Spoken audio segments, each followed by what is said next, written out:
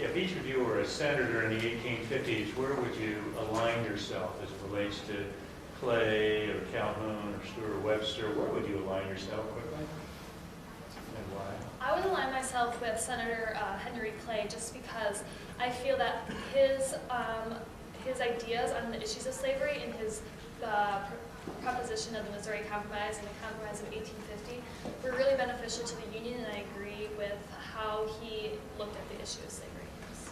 My opinions would align with Senator William Seward because he was majorly abolitionist, or the most abolitionist of the four, and I feel that slavery should never have been in the Constitution, even though it was necessary to get it ratified, and I would align with him to get it eliminated.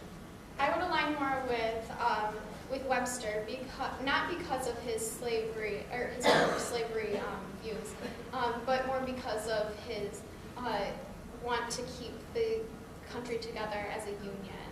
And along with what Alexander said, although I am obviously opposed to slavery, I feel that Senator Calhoun actually made some good points against the North.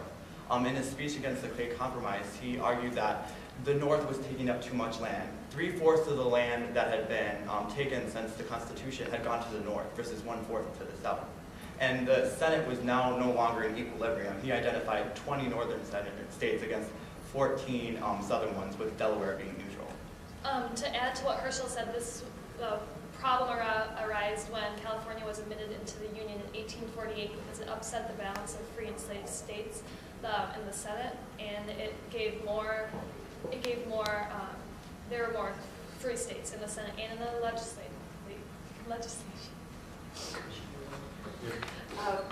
In your opening, at the very end, you asserted that these debates were the most significant in our history. I think you sort of implied that.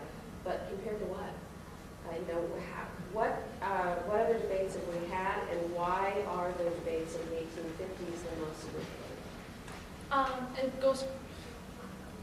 The ratification debates and making the Constitution helped make the Union what it is, and without that Constitution, there wouldn't be a nation that has debates. But we don't think that this is the most. I don't think that this is the most important, because the Senate debates went to the slavery that was pushed aside and kind of swept under the rug with the ratification debates, and it reopened all the problems that the Constitution still had to try and solve them. There was a lot of ongoing debate in the 20th century of, do we still want to be in isolation in this country? A lot of people were concerned about entering into the global kind of war front, and we were very concerned that this would not be in our best interest. However, I feel like this is a greater interest because this was a war that was about to happen within our nation, not with other nations. So whatever happened, there was going to be some sort of insurrection or war. So I think it was more important for these debates than those. In your opening, you said that the founders really swept the issue of slavery under the rug when they framed up the Constitution. Can you give me some more analysis of the specific aspects of the Constitution where you think the rug was lifted up? Well, the main point where they avoided it was they never actually used the word slavery in the Constitution.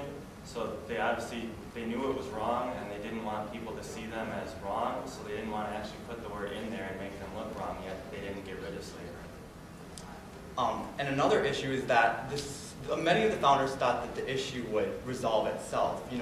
At the time of the Constitution, slavery was not necessarily driving the industry of the colonies. It wasn't until Eli Whitney's invention of the cotton gin after the ratification that cotton became king and slavery became what the Union depended on.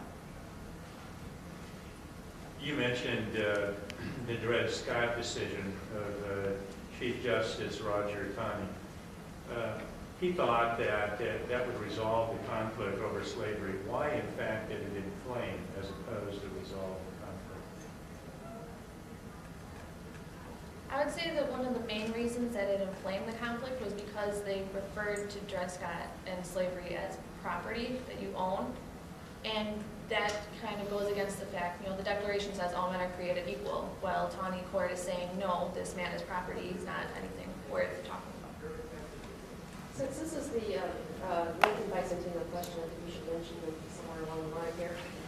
What did Lincoln think about equality if and when the slaves are freed? Did he support total equality? Lincoln believed that socially that not all men were equal, but he believed that in certain natural rights that everyone had the same rights. Yes, I would say that he found that in the spirit of equality, slavery was wrong. Although if abolition had occurred in his, lifetime and he had seen its effects, I don't know if he would have advocated for equal rights, for suffrage for African Americans. So I think he was definitely anti-slavery, but not necessarily equal rights.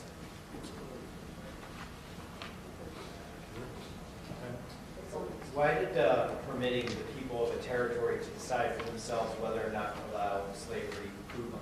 Oh, your time. Saved by.